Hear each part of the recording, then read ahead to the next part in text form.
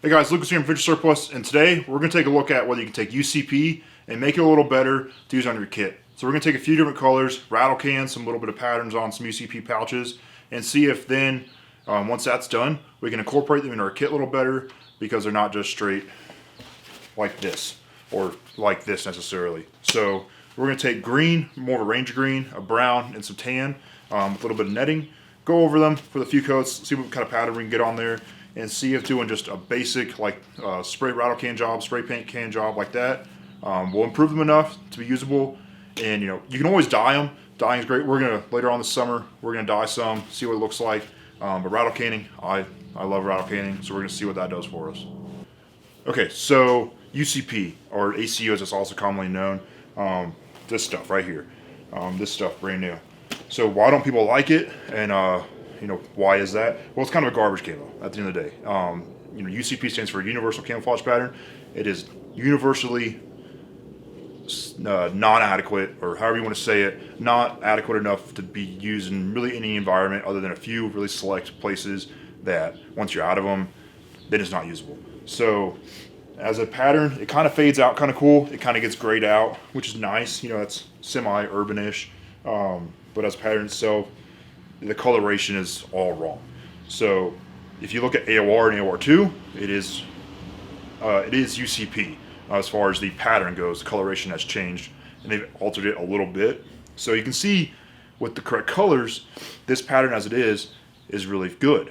But with the coloration that UCP uses, it is not good. So that's why we're taking a look at improving it, and we'll show again up close what we did with our spray cams. So if you see this one, once it dries out, look a little better, but you kind of have taken, if you were in the Army, you might have a bunch of these laying around. You go to your local surplus store, buy from us. You're going to have a lot of this laying around probably. It's real cheap, easy to grab. If you get it on sale from us, you can get a new one of these for like under $2. So you can take this and kind of rattle can it up and have a good double mag pouch that's going to more mesh with your kit, mesh with the gear you're using, just like this. So a little bit of work with some spray paint, and you're good to go.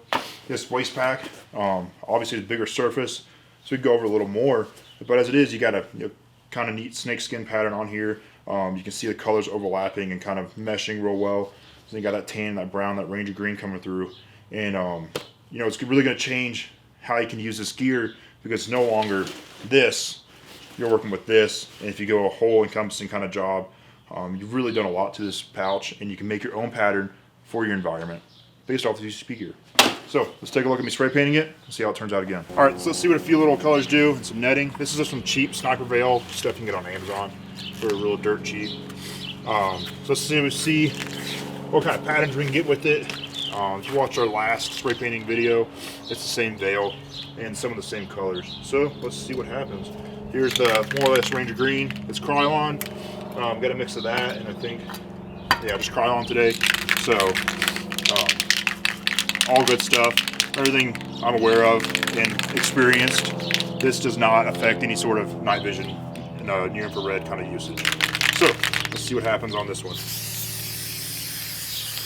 Go a little heavy just for fun. That's not too bad. We'll let that kind of dry and go through here on this waist pack.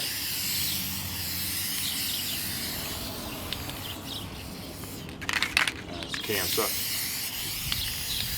Okay, and let's try some brown and tan on top of that.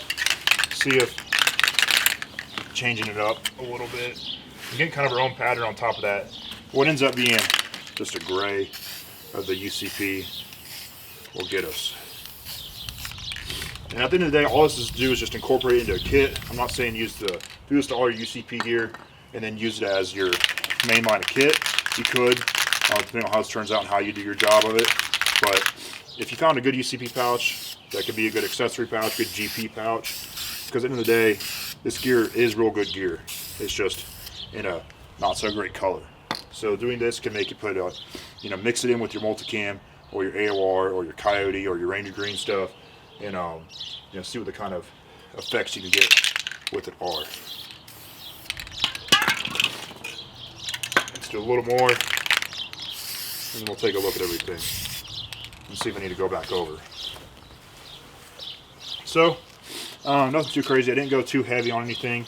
But you can see, and we'll take a closer look here in a minute. It does break up that really bland UCP kind of nonsense, and once this dries up, it's definitely going to help it out. Definitely a little lighter background, so if you really want to go heavy, put your brown real heavy on there first, something like that, and then go over it with Ranger Green and Tan, and then kind of layer that on top. And you can really do some good improvements on here, but as it is, it does help. I would say it looks a little better than UCP as it is. UCP, you know, it's not an attractive camo sometimes, but it definitely does help some. So I'm going to go over it a little bit more, and we'll take a closer look at this and see what it looks like.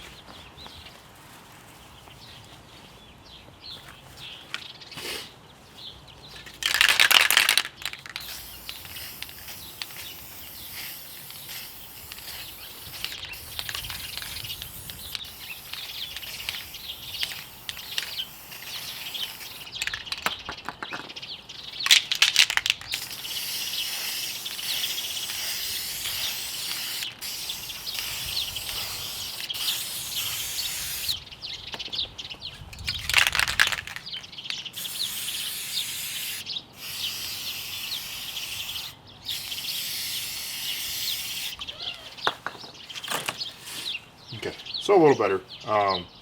Definitely, if I did it real heavy, if you're real focused, like get this stuff lay down flat or real bulked up so you got the full shape of it, and went over this real well, did a good couple of coats and paid real close attention, you can most definitely make this into a pretty viable pouch and more or less pattern on there. When these dry out, like any spray can job, once these dry out and get a little bit of use in there, they're going to look a lot better than right now, still wet and fresh. And good thing about when you spray paint something is once you start using it and you get in the ground, get in the dirt, and start really getting out there with it, it's going to pick up that in the local environment. So the local dirt and stuff like that is going to get in there and kind of really make it a good match to what you're doing.